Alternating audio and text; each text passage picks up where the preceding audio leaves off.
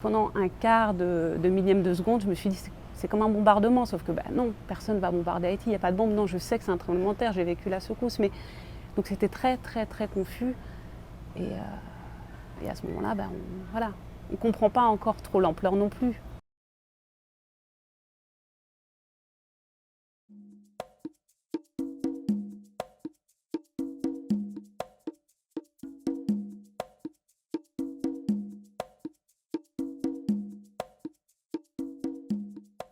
Le 12 janvier, il nous a surpris comme tout le monde. Maintenant, j'avais jamais vécu de tremblement de terre.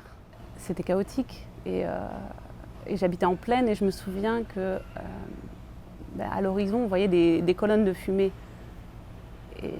Et pendant un quart de millième de seconde, je me suis dit c'est comme un bombardement, sauf que non, personne ne va bombarder Haïti, il n'y a pas de bombe. Non, je sais que c'est un tremblement de terre, j'ai vécu la secousse, mais donc c'était très très très confus. Et à ce moment-là, on ne comprend pas encore trop l'ampleur non plus de la catastrophe.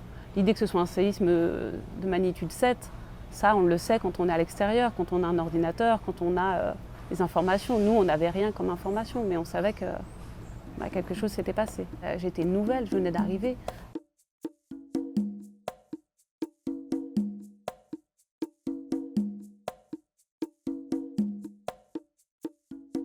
Cluster, alors ça c'était le grand mot après le séisme, les clusters. Moi qui suis pour une radio francophone, j'ai eu tout le mal du monde à savoir comment traduire cluster. Le vocabulaire n'était même pas adapté au pays en fait, parce qu'un cluster, même en Haïti, on ne sait pas ce que c'est. Mais il y avait des clusters, donc des groupes de travail pour coordonner l'aide. Et je suis allée 2 semaines de suite au cluster agriculture-alimentation.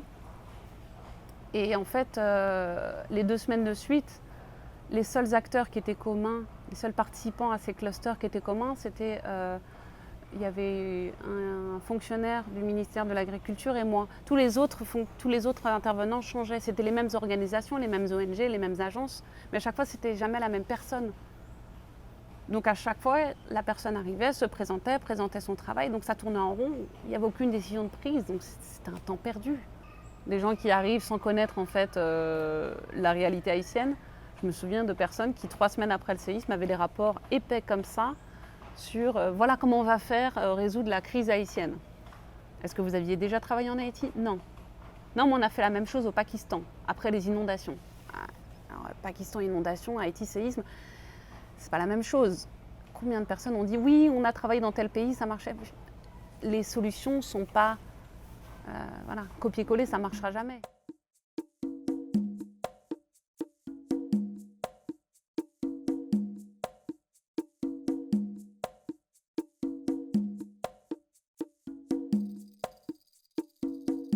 Au final, est-ce qu'on peut faire cette analyse saine et transparente de la gestion de l'aide? Non. Parce qu'il nous manque beaucoup de données et que beaucoup d'acteurs ne veulent surtout pas qu'on gratte trop loin. Et après, il faut prendre le temps de faire ce travail aussi. Et là, du coup, c'est de notre faute à nous, journalistes. On ne prend pas le temps, on n'a pas pris le temps d'assez chercher, je pense. Parce que l'actualité a suivi son cours. Mais il faudrait qu'on ait 6 mois à ne faire que ça, mais ce serait du luxe qu'on n'a pas, malheureusement.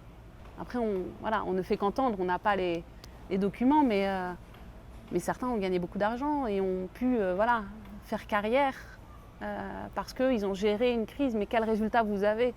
C'est ce qui m'amuse. Je me dis, quelqu'un qui est venu ici, qui avait un tel salaire, montrez-moi ce que vous avez fait. Quel est votre résultat? Parce que si vous avez été payé autant, avec logement payé, avec chauffeur, ok, vous avez le droit d'être payé autant, mais il faut me montrer votre résultat du travail.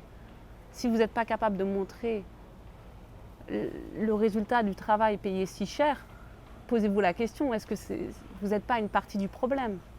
Et ça, Haïti, c'est qu'un exemple. Beaucoup de pays en développement sont dans ce sens-là.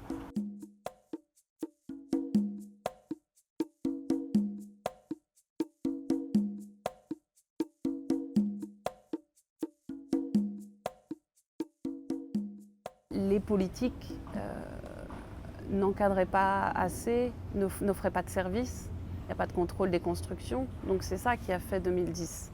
En 2009, l'un des premiers reportages que j'avais fait, une des premières interviews, c'était avec Michel Forst.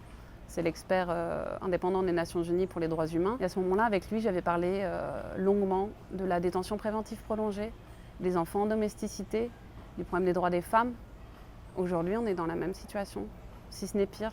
C'est un constat que je fais. 10 ans après, je pourrais refaire le même reportage.